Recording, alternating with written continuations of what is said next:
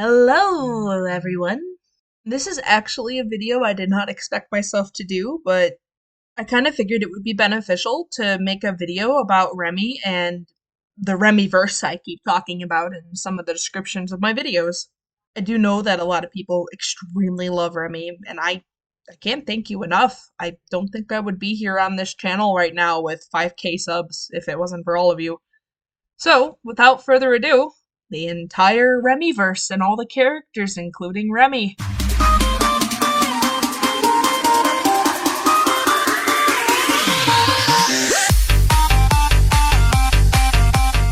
Alright, so most of you on YouTube don't actually know that I have several helluva-boss characters I've either made or adopted. I usually just animate Remy and a couple of other OCs that I own, but I think it's about high time I introduce quite a few important characters from the Remyverse. Aside from Remy, there are actually quite a few characters who are important. Two of those characters I own are Muffy and Harlow. Those two are Remy's childhood best friends. I've actually animated them before in one of my videos. It was my backstabber animation. Harlow is a leucistic imp, which means it's kind of like a albinism, except you lose a little bit of pigmentation, not all of it. So that's why she's white with blue eyes. Anyway, Harlow owns a shop in the Lust Ring called Harlow's Potions Emporium. These potions can cause your wildest dreams and various kinks to come true. Trying to keep this video as relatively clean as I can. For example, if you're a female and want to knock up your gal pal or girlfriend or whatever, some of the potions would allow you to switch parts essentially to be able to reproduce. That's kind of what Harlow's potions can do. I mean, there's various other kinds, but again, I kind of want to keep it, like clean AF, not PG-13, whatever. I want to keep it clean. Viewer discretion, I suppose. Due to Harlow being in the LGBT community, she goes through a big company supplier, and that's how she makes these potions. She doesn't have any magic, she just goes through a huge company supplier to get her potions, since imps aren't really supposed to have magic, hypothetically. Some of these potions include tentacles. Yeah, I'm not really comfortable going further than just that.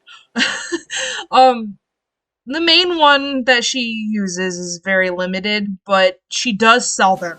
I mean, there's a potion for anything, freaks.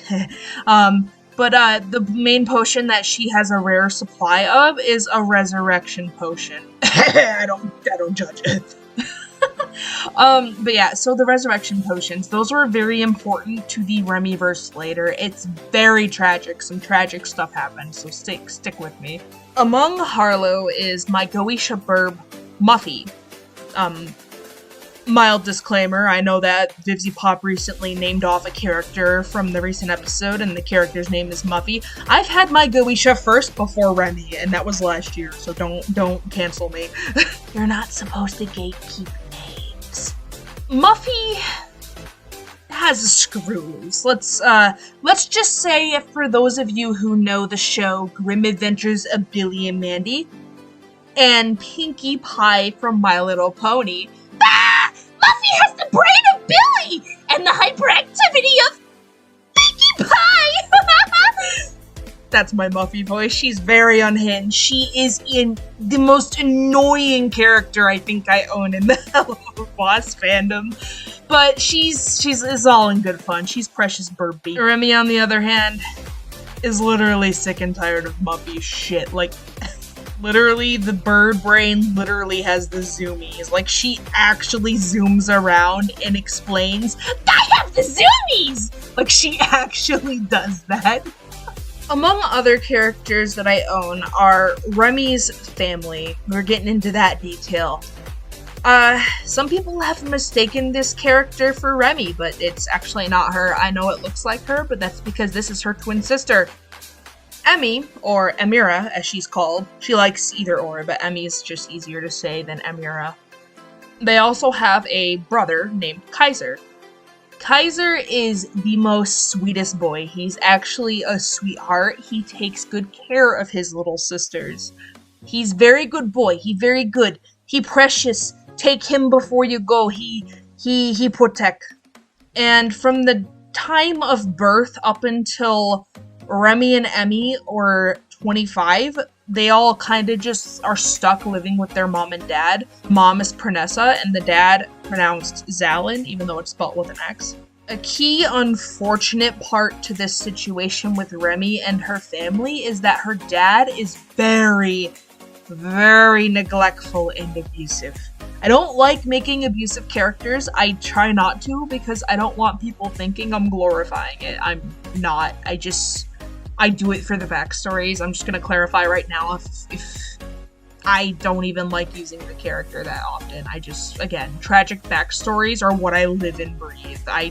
They just make a good character. I'm sorry.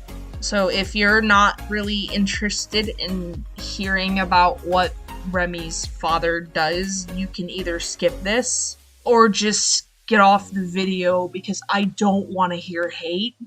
Because it's fictional characters, it's not fucking hurting anyone. Anyway. Zalin and his wife are workers at Ozzie's in the Lust Ring. Once their oldest son, Kaiser, turned 18, he forced him to work there with them. Being afraid of his dad, Kaiser had no problem doing as told.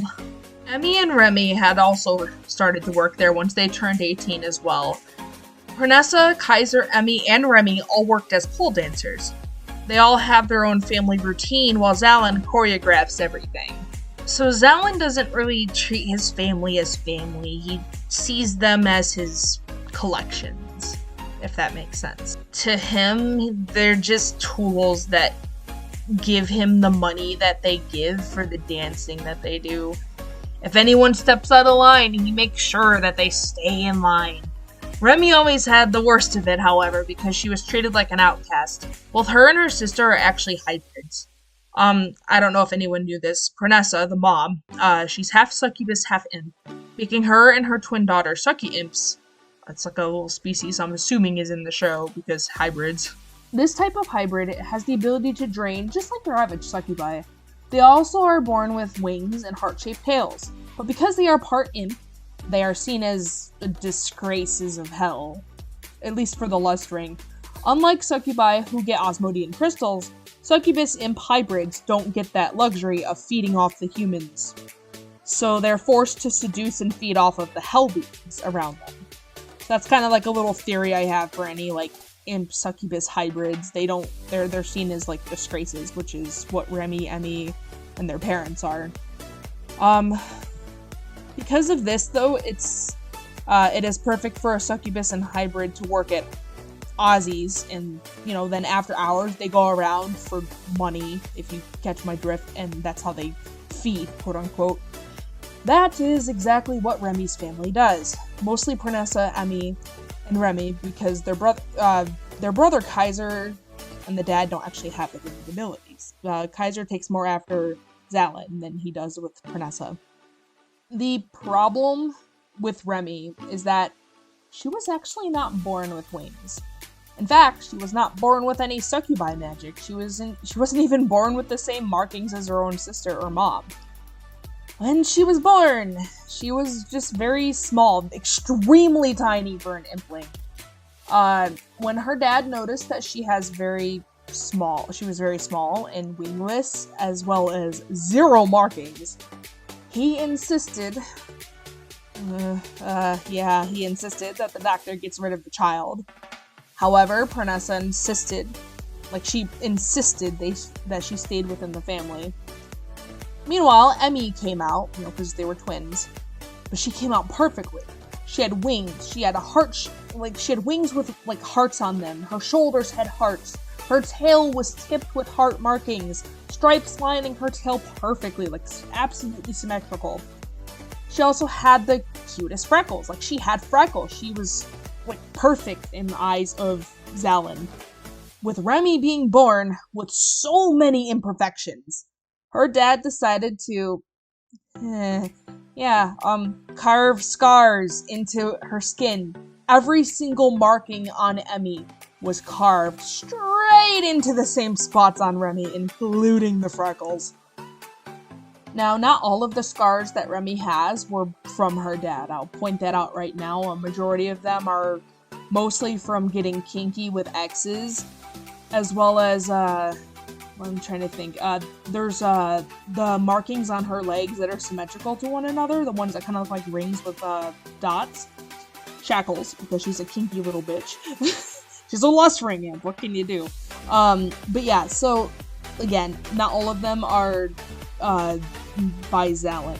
If you look at Emmy, and then you look at Remy, you'll see the difference. Whatever markings are on Emmy, aside from the wings, of course, because again, Remy wasn't born with wings.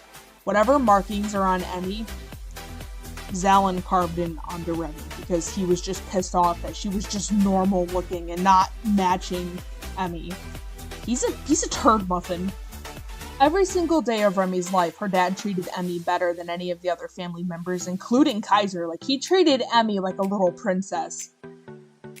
He treated her like a prized possession, as sickening as that sounds, because truth be told, after getting hired at Ozzie's in the Lust Ring, Emmy is one of the only family members that makes most of the money out of their family. And the reason why that is during after hours when they do wink wonky, you know, Emmy's not very dominant. She's very submissive. She's not the type to try to be in control. She likes to be submissive and likes to be dominated. That's her thing. And my theory is that I'm sure there's not many submissive demons in hell, so others definitely take advantage of Emmy when she puts herself on the streets. That's her thing. Like, that's why she kind of makes all the money. Pranessa and Remy are actually dom. So Remy was working at Ozzie's from the age of 18, tirelessly hating her job until she turned 25. She got so sick and tired of her dad as well as work with Fizarelli and Osmodius. Keep in mind, for those of you who know, I actually ship Remy and Blitz together. This is also in the story. No, she did not find out about Blitz or know who he was when the Ozzie's episode came out. In fact, she was homeless at this time, so she had no clue who Blitz was. So that's a little bit of a key. The only ones that really remotely comforted Remy was her two friends Muffy and Harlow, as well as her girlfriend Alora. Alora, as well as how Muffy is a Goetia, Alora is a Goetian. She's not really with Remy at the moment currently, but you know, she in the past when she was working at Ozzie's, she was dating a Goetia named Alora. And Alora runs a shop in the Sloth Ring that sells clothing, like she's a fashion designer. With a hard decision, Remy eventually decided to run off and live with her childhood friends Muffy and Harlow. She just couldn't take it anymore. So without telling anyone, with a heavy heart, not even her girlfriend, Alora, she leaves without telling anyone, like zero. Even though she promises her sister if she wants to run off, she would tell them.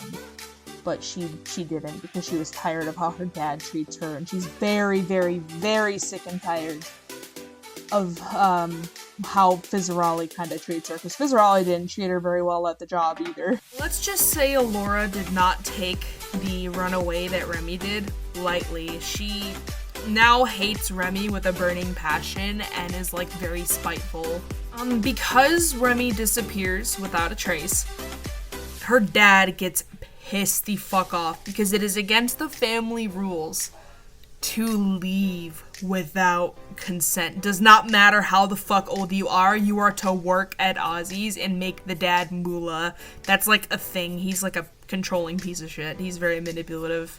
So Zalin basically orders Emmy and Kaiser to go find Remy and bring her back home, dead or alive. Yeah, that's a trip. For 3 months, Remy ends up living with her friends for a long time. Like, Muffy being a very hyper Goetia, gets on Remy's nerves constantly. As you heard, very hyperactivity! That's Muffy in a nutshell, baby. No one give the bird any caffeine. She does not need anymore.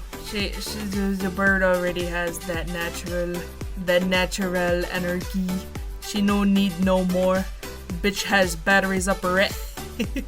Alright, Harlow, on the other hand, gets on Remy's nerves in a different way. Remy is very jealous of Harlow's fortune. This bitch owns moolah. Like, the shop that she has in the Lust Ring gets her money out the wazoo. So, of course, Remy being homeless and having a really depressing life and drinking her problems away because she's a very heavy drunk. She's not very happy for Harlow. In fact, you'd think she would be because they're childhood best friends, but no. She's very jelly. She's very, very insecure and jealous about Harlow's fortunes. She was the only imp she knew that ran a business in the Lust Ring, selling hundreds of millions of potions upon potions just for people's wildest dreams in the bedroom. So one night the three girls decide to go to a club called Suck You Pubbin' Club. I'm really proud of that name. I kind of made that up on a whim. Remy only went there to drink because, I mean, she's tired of the girls rubbing relationships in her face because the two are actually in a ship with a few friends of mine's. So she goes there to drink. Meanwhile, while she drinks, Muffy and Harlow went there to dance their little brains off. As soon as they arrive, the two go out on the dance floor as Remy's left alone to do nothing but drink away her depression. Feeling desperate for love and affection, she tries to slip away her depression and desperation for love, and she gets, of course, drunk off her ass like a little gremlin she is. After being so drunk, she gets a phone call, but she lets it go to voicemail. In the voicemail, a familiar voice had come through. It was her brother, Kaiser. He claimed he knows exactly where Remy is. Not many people know this, but Remy is very, very afraid of her family and has a lot of anxiety in her life. She suffers with depression. Sounds like me. I mean, what? Hearing that her brother knows where exactly she is, she has a panic attack and starts freaking out. She's afraid that her siblings would take her away back home if they found out where exactly she is. Little does she know, that is actually not the case. Instead of calling her brother back, she leaves the club. And she heads back to Harlow's place to pack up her things. It wasn't really much stuff that she had there, but hey, what can you do? Well, she escapes. And what better place to escape to than to some place unsuspecting? She escapes to the Pride Ring. This is where things get fun. About 8 months had passed, and Remy basically becomes homeless in between running away up to the Pride Ring up until before she meets Blitz. She's just constantly digging through dumpsters like a fucking dumpster rat, just digging through eating food, because what else are you supposed to do? You live in a world where there's like hell and there's like cruel beasts that just out to kill you for no reason, so you kind of got to do something to fend for yourself. Whew! Imagine, little dumpster rat. I like to poke fun and make fun of her for being a little garbage eater. Yes. Attack the Rim. So yeah, I mean, she didn't mind eating garbage. I mean, what else are you supposed to do? Like, it's gross, yeah, but it could be worse. In her mind, it was better being homeless and fending for herself than to deal with her dad and shitty job, so it was fine to her. She ran the streets, though, like a little gremlin. She knew how to fend for herself and even killed a dude and got her tail flail, which is like her weapon that I kind of draw her with whenever she's on IMP. Constantly fending for herself with the tail flail. Like, at one point she even got bit by another hellhound because she got into a fucking scrap fight with one. So that's why she has Hellbees. I don't know if imps can actually get Hellbees, but I thought it was kind of funny to implement that to Remy because she's technically cat-like. She hisses, she literally loafs like a cat. She is the embodiment of a cat. Like, I know most of the imps actually hiss in the show, but have you seen them chase laser pointers? No, probably not, because Remy does that. What? She's literally cat imp. After about, like, many months of living on her own, she wanted to get herself a job. Instead of being on the street, she wants to save up for a home for herself in the Pride Ring so she can lay low away from her family. So walking the streets of, the Imp City, she finds herself all the way over to the dumpster around the Imp City office building. After climbing out of the dumpster, she gets suddenly splashed by blood. Before her, a weird portal had opened. Out jumps Blitz, Moxie, Nilly, as well as an imp similar to Moxie. He goes by the name Oliver. He's actually my boyfriend's Ozzie. He might not seem like it. This character's quite important to why Luna isn't really involved in the Remyverse too much. As much as I want to draw Remy taking care of Luna and trying to be motherly to Luna, Luna's not really in their life right now because of some quarrel. You'll see what I mean. So, most of you guys know that Luna actually, like I said, rarely has any moment in the Remyverse, and that's due to Oliver stealing Luna away from them all. He becomes very important to some main events, like I said, especially with some main events that happen between Stolas, Blitz, and the Grimoire. Like, it's really tricky. Because Remy was very angry, by the way, about being splashed with blood, she goes up to the group and asks them if they could offer her to, use the bathroom, just like a little gremlin she is. Excuse me, you splashed me with blood and you're not gonna offer to let me use your restroom to clean up? Oh god. By the way, if you hear some noises in the background, my bird is active and I'm not really gonna be able to silence my bird because, you can't really do that to an animal. They're burbs. She is a good girl though. So I'm sorry if you hear that. Can't really control it. I don't have privacy all the time. So Blitz humors Remy and allows her to use the bathroom to clean herself off, but he obviously, being Blitz, he thought it was kind of funny. Allowing her to use their bathroom in the IMP lobby. She then questions what their job is. She's a curious little gremlin. When she finds out that Blitz owns his company, she was, jaw-droppingly shocked. Fuck my language. Don't fuck my language, please. So curious if they were hiring, she went ahead and asked Blitz if they were open for a new employee. He would tell her that he'd be fine hiring if she could go through with killing and a test mission. As she agreed to do so, she happily skipped along looking around as she got a tour of IMP. I feel like Blitz would kind of give off a test mission to see what employees are capable of before officially hiring them, so that's kind of what that's about. Meanwhile, while Remy would have a tour, Luna was left with Oliver. This is kind of an important part. Oliver would be flirting with Luna. This boy was not really from around here.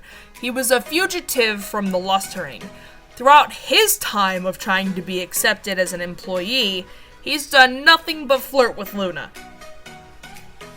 Blitz has been constantly keeping an eye on him because of this. Normally, he would obviously do this anyway, in the show, of course, but in this circumstance, Luna was actually getting quite agitated by the situation. Because not only would Blitz be stopping Oliver from flirting with Luna, but Luna would very much be smothered with Blitz snuggling her and just clinging to her. More so than usual, we'd see in, more than in the show, to be fair. That's kind of what it is. And he's just overbearingly, fathering her. In some cases, she's obviously growled a bit in the show, but I'm talking, extreme protective smothering. There had been constant overbearing overprotectiveness that she just had enough of. So the same day that Blitz meets Remy, Luna decides enough was enough. When Blitz had caught Oliver flirting with Luna, again after the tour, he gave her... He was about to smother his daughter in love while he's, being protective, when suddenly Luna stood up and screamed out, enough was enough. She got tired of just the overprotective behavior that she eventually just storms out and ran away, saying some hateful things like, I'm so sick and tired of you being so fucking overprotective. I'm not 17 anymore. I know how to live my life. Stop bothering me. What'd she say? Stop bothering me so much. But if you can't get that through your head, then maybe I'm gone. Don't come looking for me. And that's what happened. She kind of got just so sick and tired of it. and she left. Like, that's exactly what happened. Now, in a scenario with Blitz, obviously he was fucking heartbroken. Who wouldn't be? Clearly this overly upset him. He was about to storm off to find Luna. Remi, who witnessed this whole thing, felt really bad, so she offered to tag along. Blitz replies, "You don't have to, but I can't fucking stop you." So he was more or less, that was the more or less response that he gave her. Sorry, by the way, my Luna impression is very ass. The only character I can voice realistically is Octavia.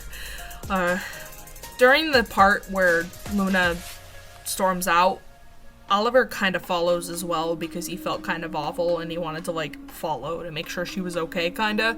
So, yeah. Meanwhile, Blitz and Remi were trying to help, they were trying to find Luna as well. However, they could not find either Oliver or Luna. That's when Blitz fell to his knees and started to break down. Right in front of Remi. Which obviously we don't really see him break down often in the show, but I mean, I feel like if he lost Luna, that's something he probably cannot fucking hold in. So, like, that's my only excuse. Like, yeah, he's not very open in the show around people like that, but come on, it's Luna. It's his Looney Tooney, dudes. Bro. So, Remi offers, "I know you, don't know me that well, but you look like you need some comfort. I can help. I'm really sorry." That would be like her response as she notices him break down a bit. But she just watched him break down. She didn't really get a response out of him, of course, so she just kind of like awkwardly let him be. During the situation that same night, with Oliver and Luna's perspective, Luna and Oliver decided to hang out a little bit, so Oliver kind of coaxed her over and, they're starting to talk a little bit. Of course, Luna's not being too open because it's Luna, but the thing would not stop following her, so what else is she supposed to do, lol. So Luna only had him around because she didn't exactly want to be alone. She's always had Blitz bothering him as well, so that's also why she let him tag along. She didn't admit it, of course. That night, Oliver admitted that he was on the run and he was a fugitive. Unfortunately, he belonged to a pimp. The imp who had sold him off, it was an imp who had sold him off to be a... I'm not gonna finish that sentence on YouTube, but it's, yeah. Anyway, that's why he escaped and tried to run off and find a job. Luna expressed how she feels like she never really is too comfortable around Blitz because he's very overprotective. She also admits that she's never seen his protectiveness that bad before. That's when Luna starts to express that she feels like she's never going to be free unless she escapes into the living world. And that's what they sought out to do. Meanwhile, that same night as well, Blitz clearly going through emotions, he puts Moxie in charge for locking up for that evening. Oliver and Luna sneak inside through a vent. When Oliver was able to sneak through a vent, he gets inside the lobby and unlocks the door from the inside so Luna can get in. They look around for the grimoire. Finding it, Luna actually goes ahead and takes a sheet of paper and opens the book to the portal area and copies down the living world portal spell from inside the book. So she doesn't take the book, she just copies the spell onto a piece of paper so she can use it wherever and whenever. Little does Luna know that, this is just a theory, it's obviously not canon, I don't think. It's just a little headcanon I feel like that I had for this story. But little does Luna know, in copying the spell from Stolas' grimoire is illegal and sets off a magic alarm as a sort of alert. And it alarms him that someone has copied the book. So I thought that was a really cool thing.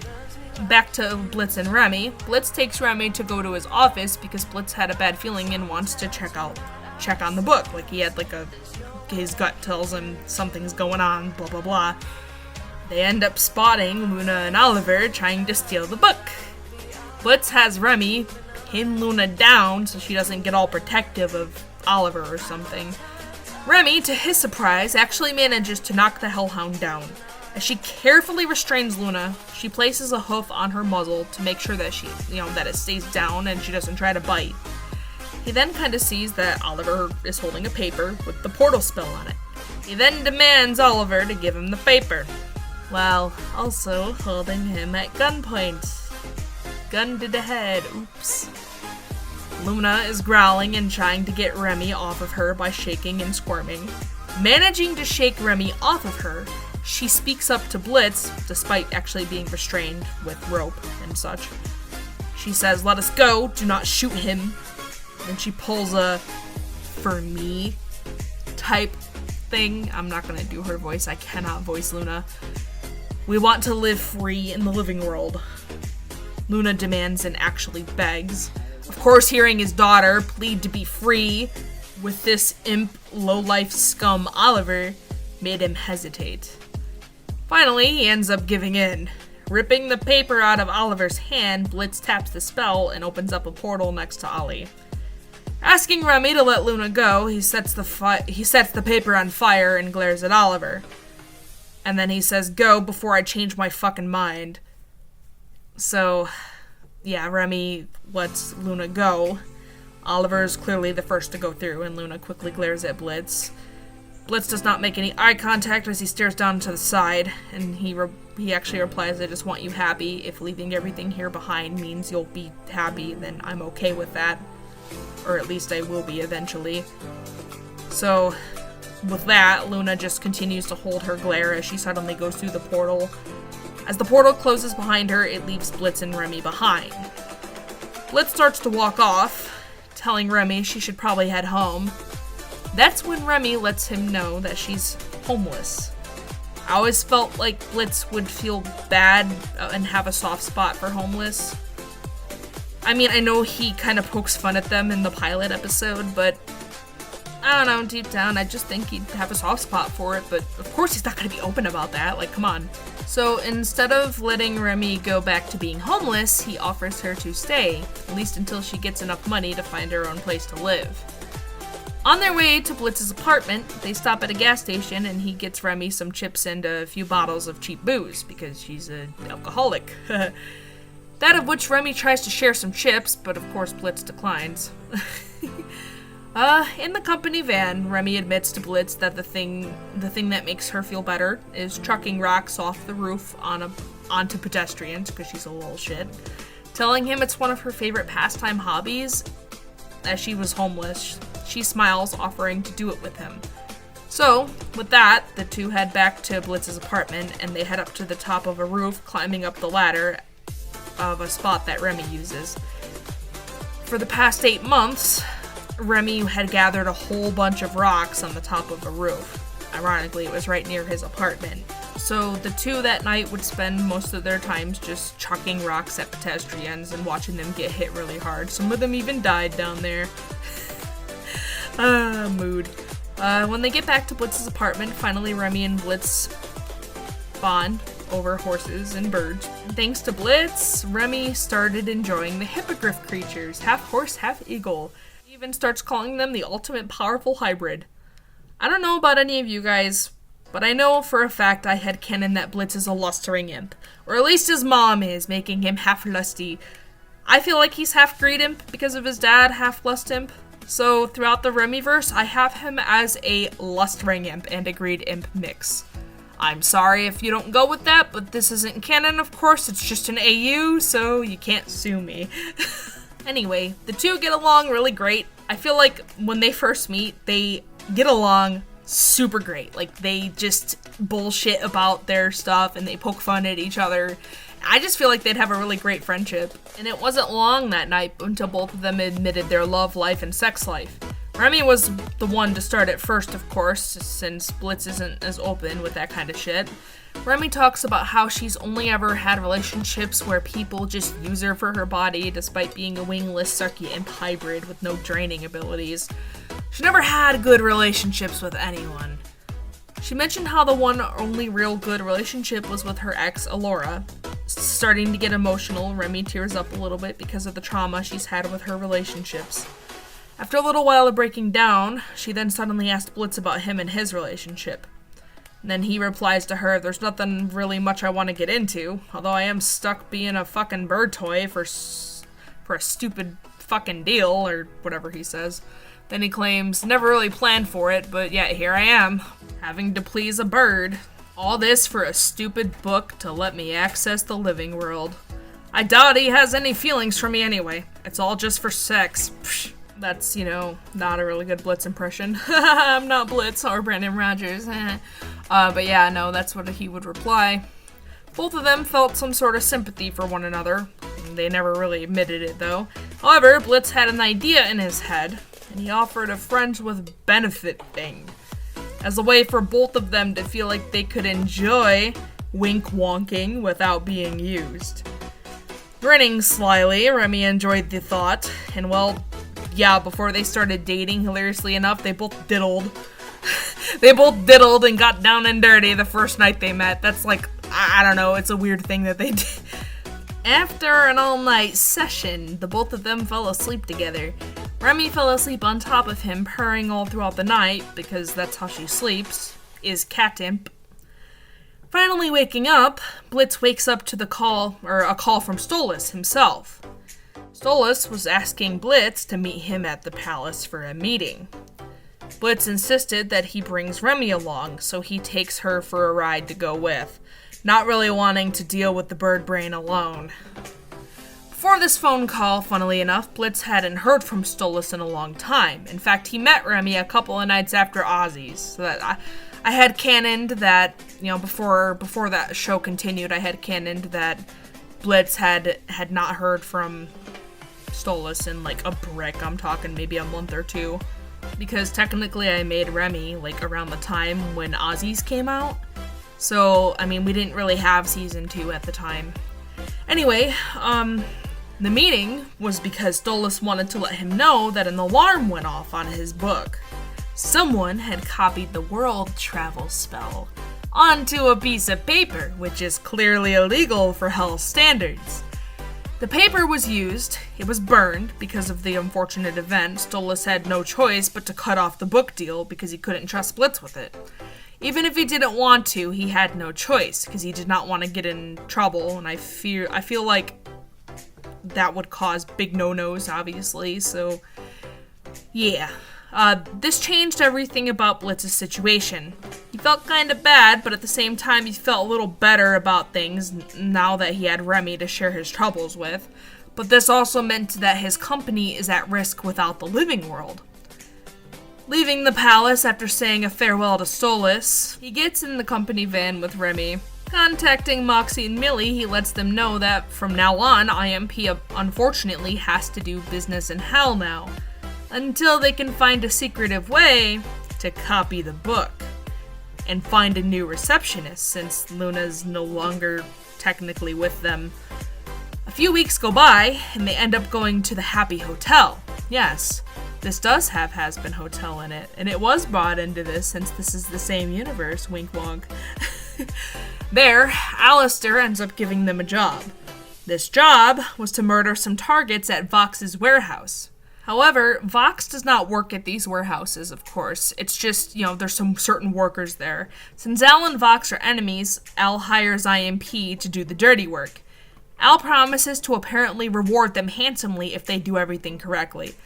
Despite being the most powerful overlord, Blitz takes this into account and just goes ahead and trusts that they will be handsomely rewarded anyway.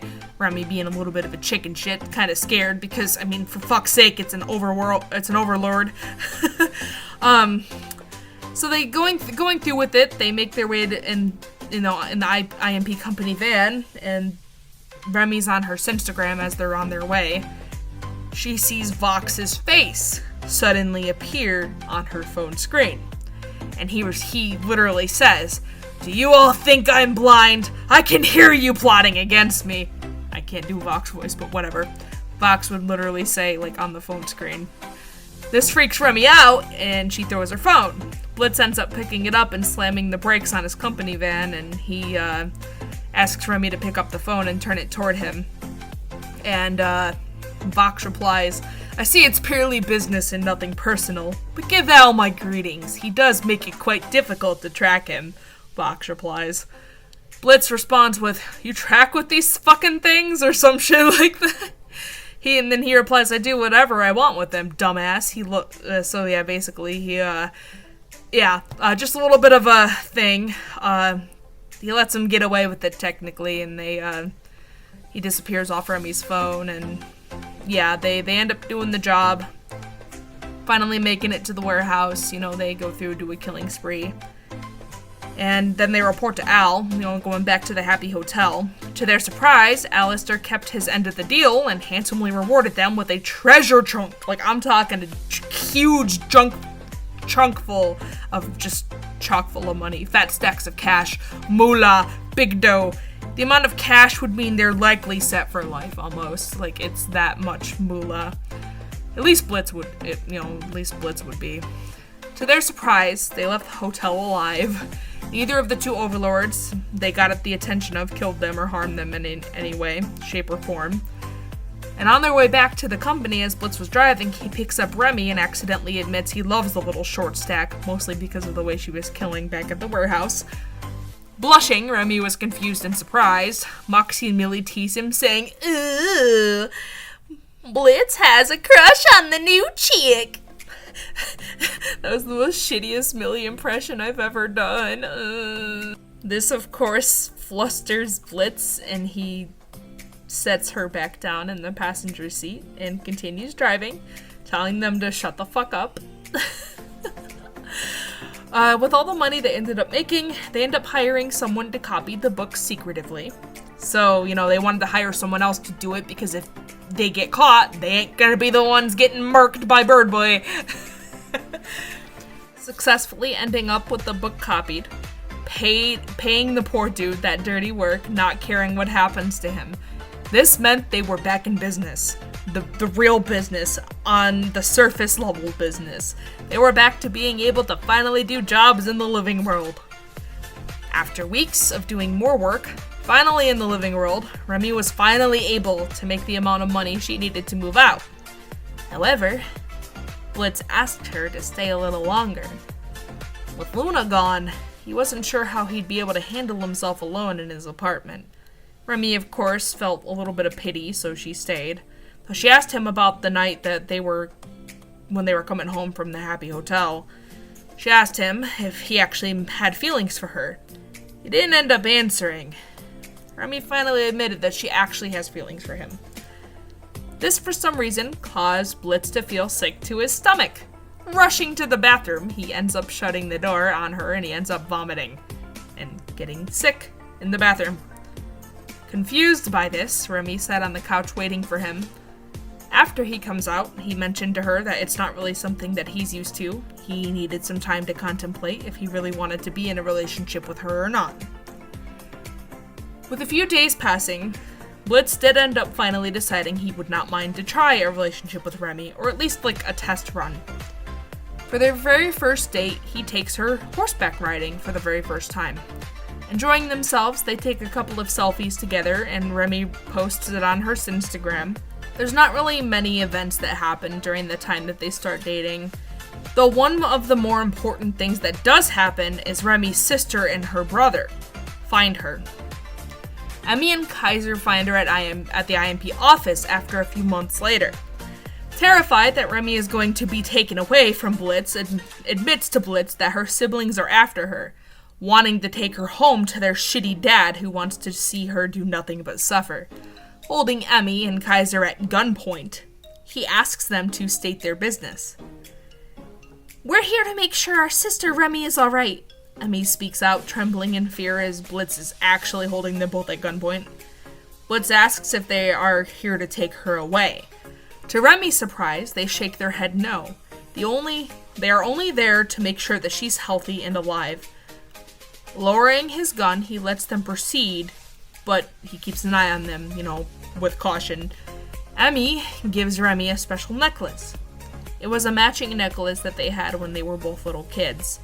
"Please, keep in touch, sis. I miss you," Emmy says to her as she hands her her sister the necklace. On the necklace, there was actually a phone number that Emmy had attached to it. They left peacefully and went home to tell their father that Remy was not found. So they're kind of just keeping her whereabouts a secret because they feel bad for Remy, like they respect her for running away. Months later, Blitz and Remy were still in a relationship. Now, again, this is like many months later. I'm talking probably almost a year later, probably into their relationship. Remy wakes up feeling nauseous out of nowhere. She had a baby bump as well. It had been every single night since they started dating that they would do nothing but diddle and dick around. Because, again, I headcanon that Blitz is part lust ring, and of course the way he acts in the show really kind of proves me right. So, yeah, it's no surprise that the two would do some diddling around. Like, it's, yeah, unavoidable. Together, they'd both go to her friend Harlow's shop just to get potions to spice up their sex life. Usually, Blitz would slip in a contraceptive potion to help avoid Remy from getting pregnant. Unfortunately, he forgot one, and yeah, she got knocked up accidentally. Accidental knockups be like. Many months gone by, and Remy gives birth to 2 baby twins, Snimmer and Squipple. Blitz named the girls, because sometimes Blitz and Remy banter.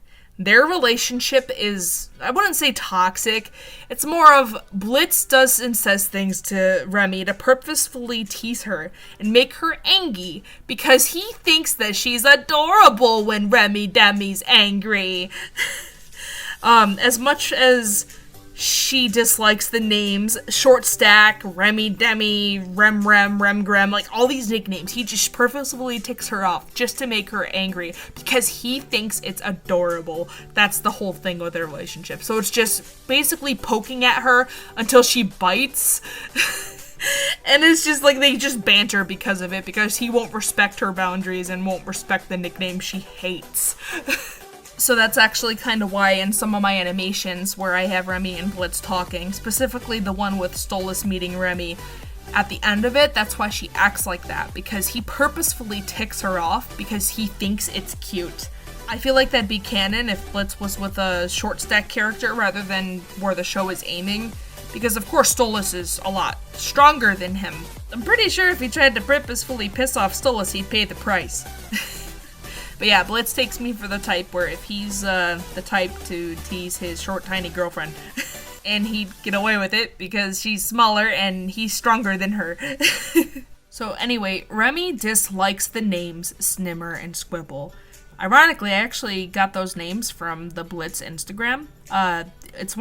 It's 2 of many horse names that he tries to come up with on the Instagram. Except Squibble is actually Squirple. I just didn't like how the name Squirple sounded, so I changed it and got rid of the R in Squirple, so now it's Squibble. Anyway, Remy did not like those names, but she had no choice, but she had no choice because, again, Blitz is usually the one in charge of their relationship and their choices. They ended up just nicknaming Squibble Junebug, because she was the one that was born with wings. The very first night home and giving birth to the Implings, Remy lets the kiddos sleep with her and Blitz on the couch. Remy was loafing, much like a cat. She was sleeping while the Implings, one of them was tucked underneath her chin as she snuggled with one, and then the other one was kind of curled underneath her tail, just, snuggling. One morning, to Blitz's surprise, he woke up noticing that Remy had somehow sprouted wings throughout the night. A big, beautiful pair of wings with heart markings and patterns just there on Remy's back. Despite being 25, Remy was always a late bloomer. Waking up to this, it gave her extreme joy. Anyway, the 2 of them were both very happy. Their lives have kind of turned upside down. Blitz was more or less kind of more open, but, still a bit dicky. But anyway, not only were they happy about Remy sprouting wings, but for when their kiddos were older, they were really eager to turn IMP into a family business of sorts and train their kids to become little Bibby assassins and be so cute. Again, not much had happened, very plot heavy with the Remyverse and them and their kids, but a time skip does happen, and Snimmer and Squibble were old enough to walk and talk and think for themselves as toddlers. This would mean characters like Blitz, Moxie, Remi, Millie, etc. all got a little bit older too. I like to think that they don't look older. I kind of had canon that imps age slower, but the babies of course age faster until they're of mature age. Suddenly, some plot-heavy stuff happens. And of all people, it's with Luna and Oliver again. Ugh. Luna and Oliver managed to travel back to Hell. How did they do that without the paper that Blitz burned? Well, they actually ended up spying on IMP whenever they do jobs in the living world. Managing to go inside and get another copy of the book that Blitz copied from for themselves, the two were able to travel around freely again. So, yeah, that's lovely. With the copy of the book page, Luna actually took a picture of the page after she got to the page, and she just kept the spell on her phone.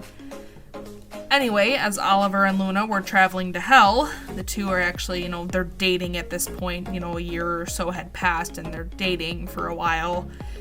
They suddenly get trapped by Lucifer, Charlie's dad.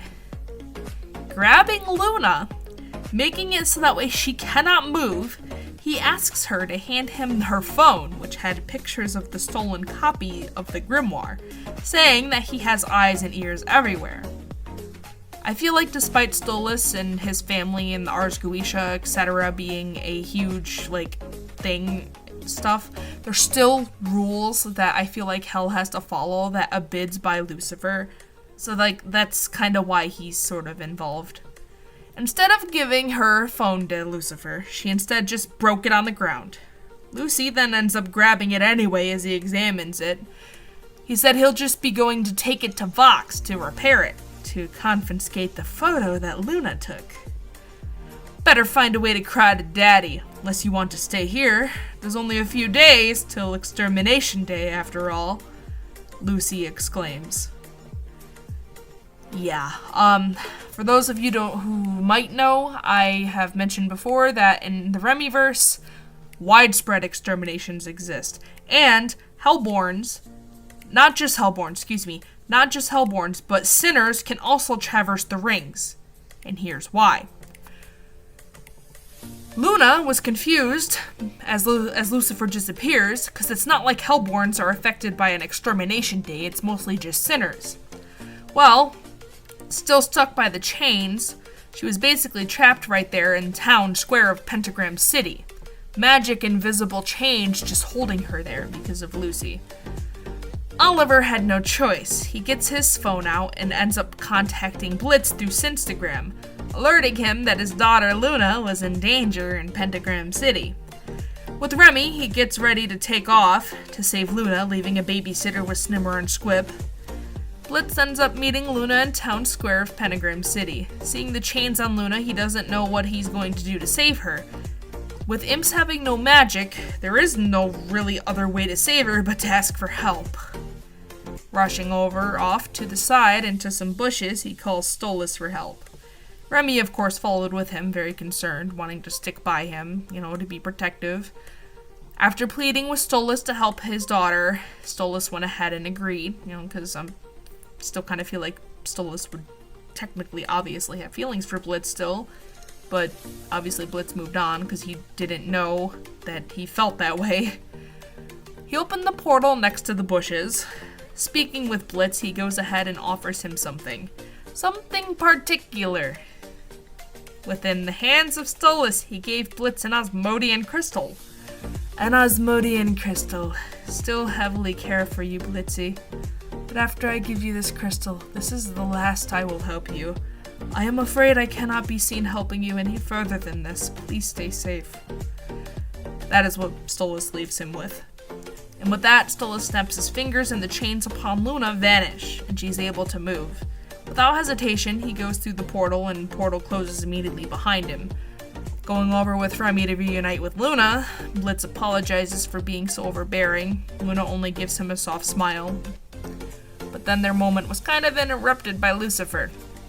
You have something that does not belong to you, imp, Lucy says, referring to the Osmodian crystal that Stolas literally just gave him. You either hand it to me and turn yourself in, or we make this harder than it needs to be. Because by all means, we can make it hard. We can make it the hard way because you are breaking all kinds of rules. And trust me, I rarely have rules down here. In your little company traveling to and fro, the living world is not on my list of laws in hell. Yeah, that's my Lucifer impression. It's not good because I'm not the boy, but is okay.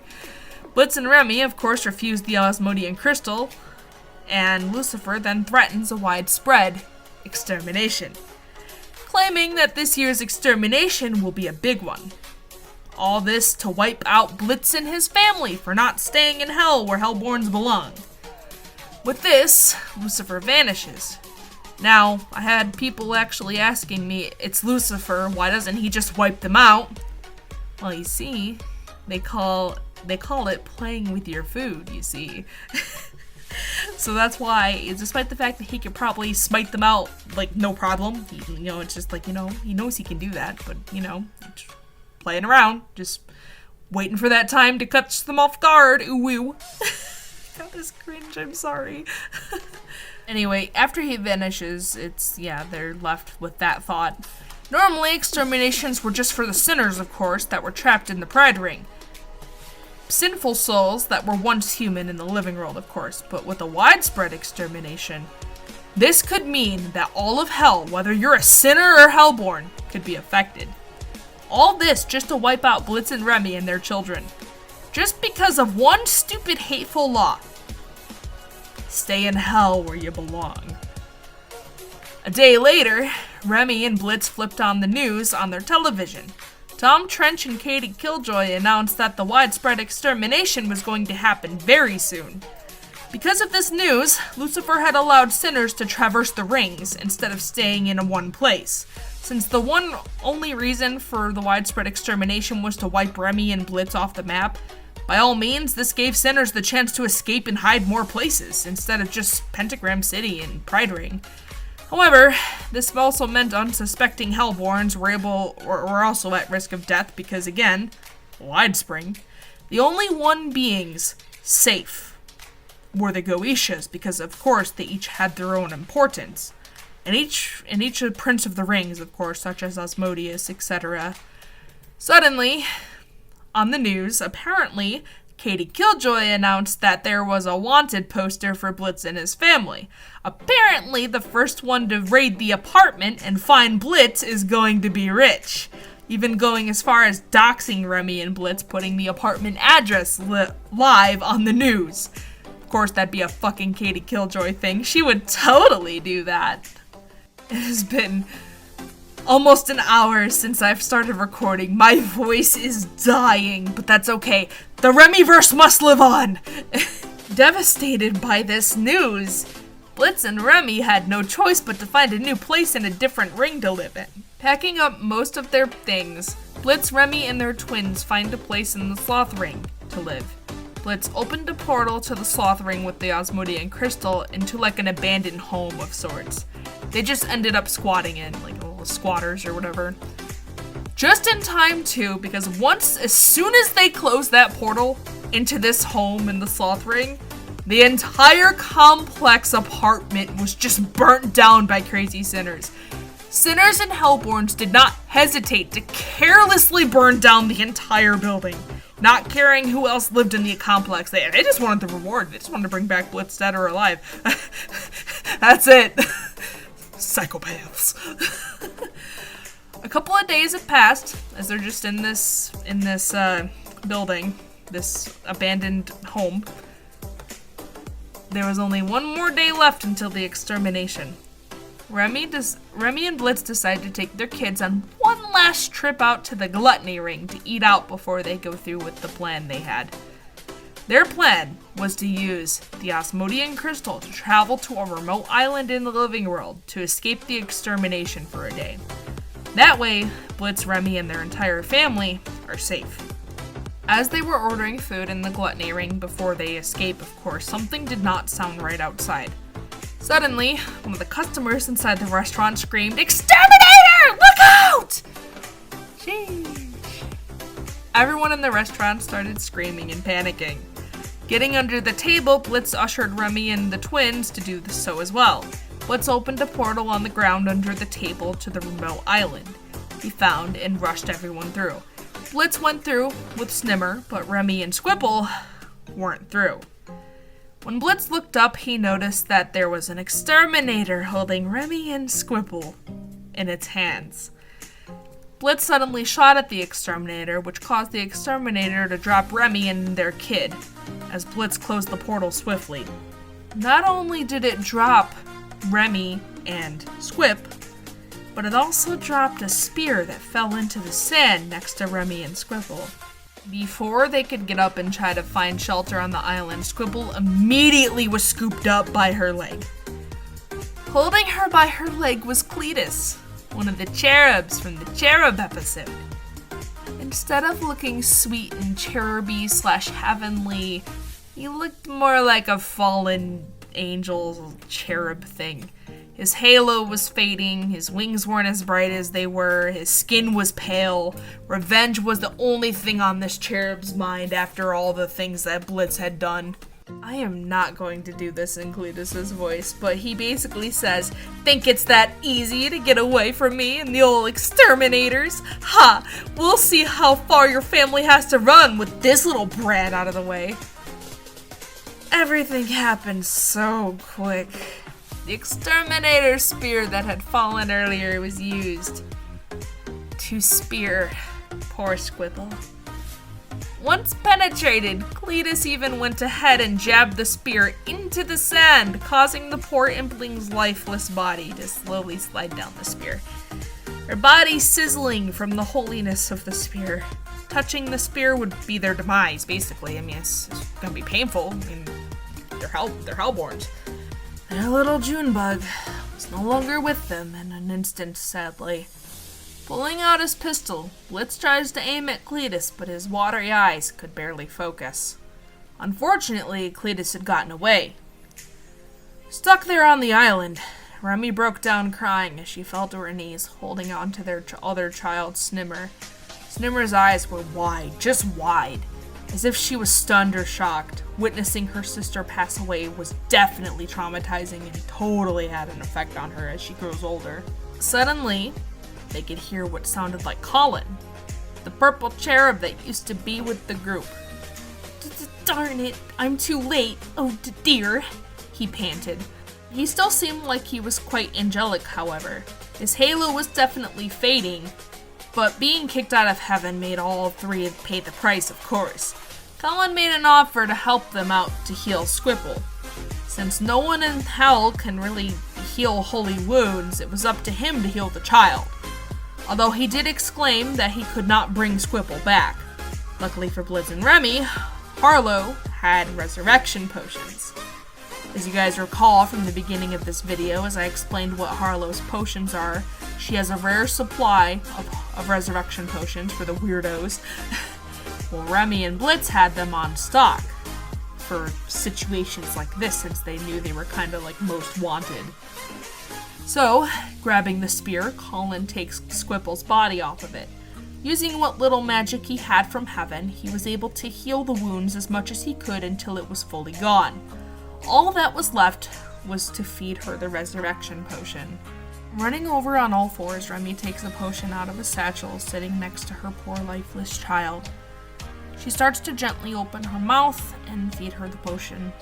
Once the potion was gone, 15 to 20 minutes had passed. Could this be? Could this be it? Really? Is their child gone?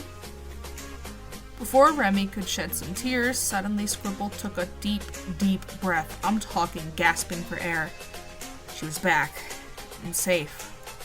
Oh, she immediately started crying and screaming as if she was pierced by something. I mean, she was, but despite the wound now being gone, this was bound to happen from it being a holy wound. Unfortunately, for the rest of Squibble's life, she suffers with chest pains and breathing issues, and the resurrection potion and the holy residue that's left in her body. Technically, because it was a holy wound. Despite the holy wound being healed, her body might have been healed, and it might have accepted her soul. However, Squipple's spirit is constantly in a state of rejecting her body. So she kind of suffers with chest pains and breathing issues. The breathing issues can get so bad as she gets older to the point where it almost seems like she's going to stop breathing unless she takes controlled breaths. So the family continues to stake out at the island. Finding a cave, they set up a campfire. Suddenly, Blitz hears something rustling in the bushes, and this is actually my favorite part because it introduces my favorite OC that I actually own. Ironically, I prefer this character over Remy, but I can't really switch because y'all love Remy too much. Woo! Anyway, hearing this, Blitz pulls out his pistol. He follows the sound. Out pops a tall imp with a bunny hoodie. She was pink, weirdly enough, wearing a purple shirt with a pink skirt. Her hair was translucent and sparkly. It also seemed to flow as if the hair had magic. Her pupils were shaped like a crescent moon. She was a moonlight imp. Moonlight imps reign from the sloth ring. But why was this one here on this island? State your fucking business, Blitz screams at the imp. Ah, please, don't shoot me. My name is Taziri. I'm a moonlight imp from the sloth ring. And I was in the gluttony ring when a portal opened and I hopped through to escape the exterminators. I'm not here to hurt you or your family, I swear. Taziri whimpered as she, her hands go woo, they go up. Fearful. Lowering his gun, Blitz invites her into the cave, obviously still keeping an eye on her because it's Blitz, for fuck's sakes. He invites her in just so they can all stay safe, and he just makes sure that as long as she's able to help defend and protect, she's welcome. Taziri mentions how her species of imp is able to heal and float things. The only reason why they can heal is if they are under the light of a full moon. Now, I like to think, this was like before the episode with the sloth ring came out, I like to think that each ring has a moon of sorts. Depending on which ring you're in, the more power or the less power you get. And under the Earth's full moon, I feel like it'd be more powerful. I know they're not from Earth, but hey, whatever. Anyway, when she was brought back to the cave, Remy took a bit of an interest in her. Calling her cute and also calling her honey bun because of the bunny shawl she wore. And also it's funny because Blitz calls Remy kitten because she acts like a cat. With a few days passing as they were on the island, like they stayed an extra couple of days just to be on the safe side. A few days passed, all on the island, they were, they had food with them. Things seemed a lot safer to go back home. Colin had offered to be of assistance if they ever needed any cherub to wield a spear. Unfortunately for Taziri, Blitz and Remy had kind of pestered her to take them in, because they both took a liking to her, because of how fancy-schmancy and pretty she is. And by pester, I mean seriously, they fucking pester the fuck out of her. Giving in to the lustering imps, Taziri gives them a place to stay at her place in the sloth ring. Packing their stuff up in the cave, they eventually just move in with Tiz. Eventually, Taziri ends up falling for Remy. As Remy did her hair and bonded with her, Blitz offered something for Remy and Taziri. He offered Tiz into a polyamorous relationship with the two. But he made sure to make it clear that Remy was his main bitch, quote unquote. But what this would mean is that if they got married or something, Remy and Blitz would be the ones getting married. At first, Taziri did not know how to feel about it, but then eventually she was persuaded. After things were super quiet in the ring, they were left alone for a while. Remy had offered to doink baby into Taziri with a potion. So with Remy taking a potion, she literally morphed I don't want to say words on my channel, sorry, and was able to knock up Taziri with one of the potions. Along with Taziri, Blitz and Remy also agreed to have one other kid. So that way, Taziri and Remy's kid doesn't really have to be alone kind of growing up, because at this time, Around this time, it's been a couple years, and Snimmer and Squibble are almost 18. So, like I said, many years kind of go by in the Remyverse.